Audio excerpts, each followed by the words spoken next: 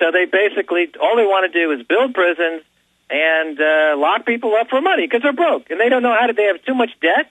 You see, America is like the student with too much debt who gives up, or the unemployed guy with too much debt who gives up. The entire country is like this. They have too much debt. So instead of trying to compete or to get a job and to compete on the world stage, they've given up.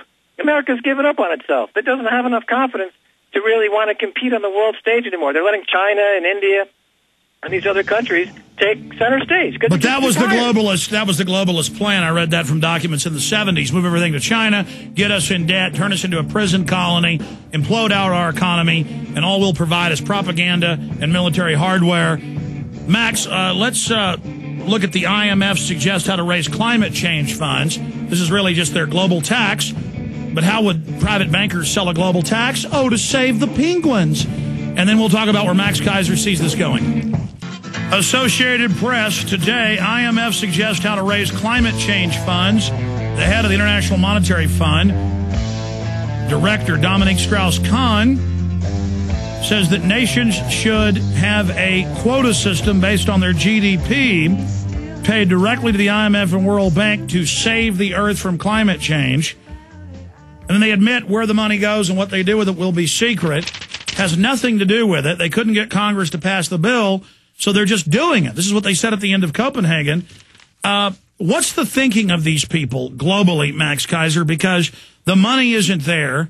The people are going bankrupt. The unemployment's over 20+%. And all these counties and cities and states are passing laws to tax food. Europe's passing more taxes. They're bringing in unlimited amounts of immigrants who then weigh down the welfare system. I mean, the banks want to bankrupt things. Well, they're looking for a new bubble, and they were able to turn real estate into a wildly successful bubble. That was after the NASDAQ bubble, which was after the long-term capital management bubble and the savings and loan crisis bubble.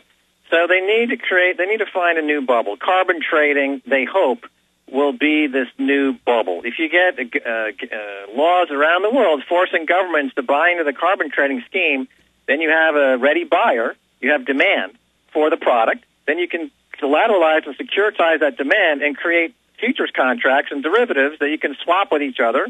And that's the theory is that if you create $100 billion and $200 billion and a multi-trillion-dollar derivatives bubble based on this new asset, carbon-based asset, then it'll be a trickle-down economy, and it will be back to the way it was in 2005 and 2006. All we need is another huge bubble. But in my opinion, the next big bubble to come down the pike is something that nobody's talking about right now, and it's going to be what we're seeing over there at Cantor Fitzgerald and the Commodity Futures Trading Commission, headed up by Gary Gensler, who's a former Goldman Sachs guy. He's over there at Commodity Futures Trading Commission. They're going to authorize, starting next month, trading in box office futures contracts. And in my opinion, this has the potential to be the next huge bubble and bust in the American economy. And we are unique in that we're going to see the creation of a bubble. It's like looking through the Hubble telescope and seeing the creation of a faraway galaxy. Here we're going to watch a bubble go from zero to $500 billion and then back to zero again in the course of 24 months. And this is going to be heralded as an amazing saving grace for the American economy. They're going to take box office futures, box office receipts, which are roughly $10 to $15 billion a year, whether you look at it domestically or worldwide. They're going to securitize that, and they're going to introduce hundreds of billions of dollars of box office collateralized futures contracts, and this is going to be made available to millions of investors all over the world. And the bankers are going to make money on the way up, and then when it all goes bankrupt, they'll make money on a Hollywood bailout. Well, this is multidimensional because, first of all, there's three major pieces to this. First of all, this is an insider trader's paradise. This is a gangster's paradise being overseen by Gary Gensler, chairman of the CFTC, who I reached out to them to try to warn them about what was going on here. But this is a former Goldman Sachs guy. He's been put in place by the banking cartel, and they're going to oversee, with Cantor Fitzgerald, this enormous catastrophe. The insider trading possibilities are really unbelievable, like nothing we've seen before. Now we'll see films that they short where they'll sabotage the release. Well, that's the beginning of it. So let's say you've got two movies opening in 2 years. You know, Indiana Jones, the sequel, Spider-Man, the sequel. There's going to be the news. The global news treats this as real news. You know, the Hollywood news is covered before world news.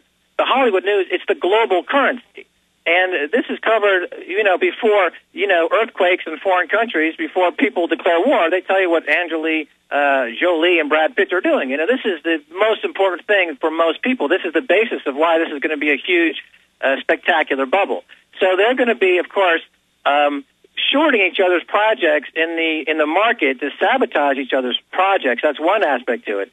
But also, we know that they're going to be colluding with each other, just like Goldman and J.P. Morgan and these guys collude now in the derivatives business. They're going to be colluding in these box office futures And then when it contracts. totally implodes, the banks will fully control an industry they already dominated, and they'll be able to politicize it even more because now there'll be all these city and county and state money invested. Well, they'll have the retail. See, the thing that about a con game. The way con works, Alex, is the con has to want to be conned. You know, we've all seen the scenes of con men working their trade. When these box office features contracts are released to the public, people are going to be tripping over themselves to get involved in this new business because everybody wants a piece of the celebrity Hollywood bubble. Exactly. They'll say, I'm involved in the new Brad Pitt movie. Stay there. Let's explain how the con works. Then they'll balloon it up and then implode it.